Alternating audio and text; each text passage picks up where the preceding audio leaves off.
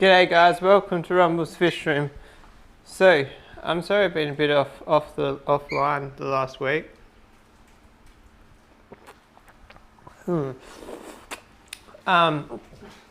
Just been hanging out with this little fella and this wife.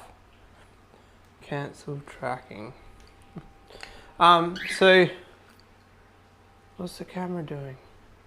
Thank you. Now it will actually focus on her. She's just sipping on a, what's it called? Smoothie.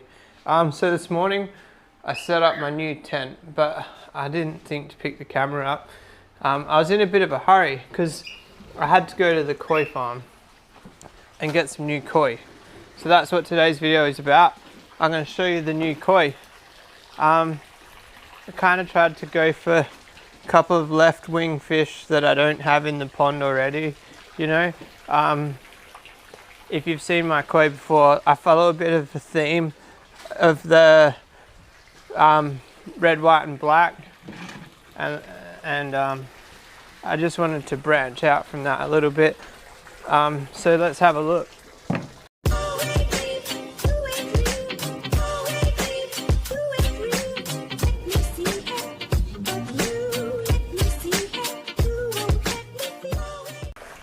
Alright, so they've been floating in the bag here for a bit. So my plan is pretty much Naran Fish Farm. They've got some nice fish. Probably like my nicest fish in this tank are the kahaku, and they came from Naran Fish Farm. So that's kind of like why I'm happy to go back there. They do an open day once a year, but unfortunately last year the lady Kylie that runs it, she got a bit ill and she had a year off. So I've actually been waiting 2 years for this day. Sounds crazy, but yeah, I have. There's another guy who I like to buy koi off. His name's Rusty. I want to go back and visit him at some stage. Koi is one of those things, but I don't really need to buy them more than once a year. I don't even really need to buy them once a year. This is not working as well as I thought it would. Come on, that plastic bag's like the exact size of this tank. Look at that for a tight fit. That's like, you know those videos of people like sliding things into holes and stuff? That's what...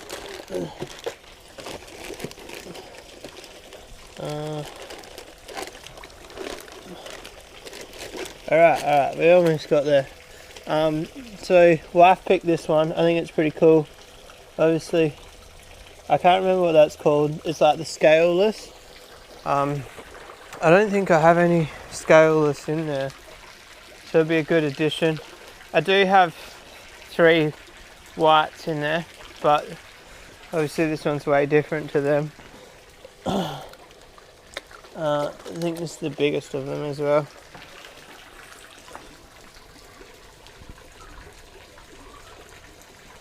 That was majestic.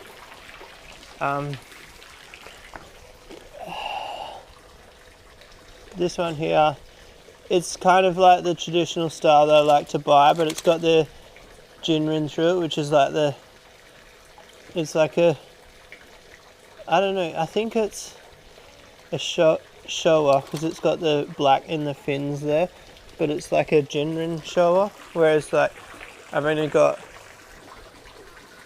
non-Jinrins in there, so it's like same but different of some of the ones that I've got growing out. And then this boy here, I'm saying boy, I don't know whether it's a boy. Check out that gold fleck. It's another scaleless. They've got a name for that, I can't remember what it is, but it looks like medieval. That gold colour in person is just so bright. I don't know, it's not like a, it's almost like a brass. It'd be cool if it didn't have the orange, but that's alright. This was the most expensive one out of the 3.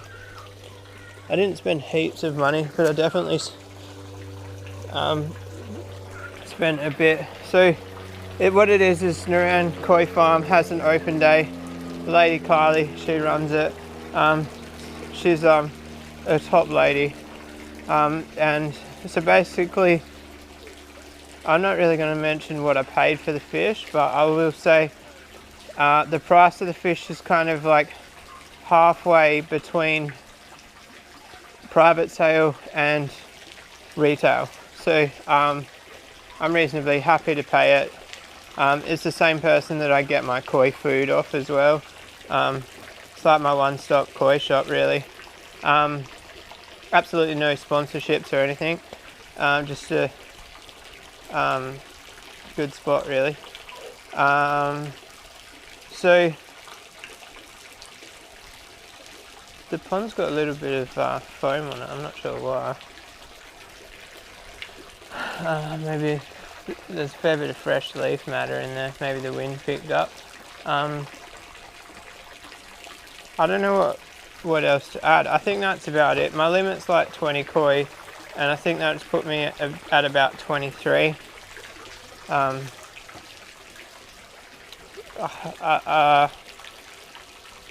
At this stage, there's a few in there I wouldn't mind selling, but catching them is one thing. One thing I found interesting is the long fins at the sale were selling for more than the short fins, but I always thought the long fins were like less appeal and sold for less money, but that's interesting. There's 2 long fins left in here. One of them's my wife's favourite fish. I was kind of leaning to buying or letting her choose another long fin because I know she likes the long fin, but I didn't actually notice the long fins until we were walking out. It's one of the tubs I missed, and yeah, I'd already spent all the cash I had on me, and it was a cash only place, and literally like quite a drive from the nearest ATM as well. But I'm happy with how much I spent. I think the pond is really at its limits, I think. I think I counted them in yesterday's video. I don't know what day this is coming out on, but I think there's about 23 fish in there. The tank's 15,000 litres, so I probably don't want to push it much past that amount of fish. Now, people who don't know anything about koi, you think that's crazy. 15,000 litres, am I really only putting 20 fish in there? But the recommendation that like the Japanese have is actually one fish per 1,000 litres. So technically, I've got more fish than recommended by the big wigs, you know. The Japanese are the king of the koi world, and their recommendation is one fish per 1,000 litres. So some of you might ask why I only buy like 20 centimetre fish to put in the pond.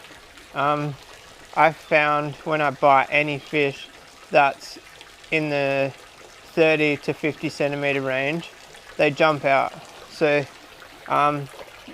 basically when they're that big, I don't know what it is, and I put them in here, those first like 2 or 3 days that they're in here, those big fish, they jump. And I've lost a couple of expensive fish on that first 3 days, and it's kind of put me off buying bigger fish. That's why you see like whenever I buy new fish, they are small, and obviously the price is more appealing on the smaller fish. But yeah, I wouldn't mind breeding this guy when it gets bigger. It's a Sankey, but it's got undesirable patterning but good colouring. So like, yeah, it's a way I could get into some really nice koi without spending like some serious money. If you remember, some of the koi that are in here are the cull of some really high grade culls of some really high grade Japanese imports. So even though it'd kind of be like if I bred like culls of the flower horns the good flower horns. Like, I know that I could get maybe 1% good fish. I think the same would go for the koi. It's all about the genetics, how you look for that 1% throwback. I don't know. I saw a baby koi that was like this big. It had jumped ship, and it was so cute. It made me want to breed koi. You guys already know I've dabbled with the thought of breeding koi. I did last season. Maybe next season, we'll see. The problem is the space. I would need to set up like a grow tub somewhere to grow them out, and I just don't like my backyard. Besides a little bit of junk, it's reasonably tidy. I don't really want to put a massive big blue tub right in the middle of the backyard. But anyway guys, I'm actually going to wrap that video up there. I'm going to be keeping an eye on these fish because I'm worried about one of them jumping. I'll just suss out its movements. But yeah, one of them, when I went to catch it at the koi farm, it jumped out of the tub and like went like 3 meters. It's actually pretty funny because you're meant to use like the fish socks and be really gentle with the fish. Next thing, this fish jumps like past me and a meter past that. But yeah, I bought it, so if it is damaged, it's in my pond now. But anyway, if you like this video, give it a thumbs up. If you want to subscribe for more, hit that little red button, and I'll see you guys tomorrow. Peace out.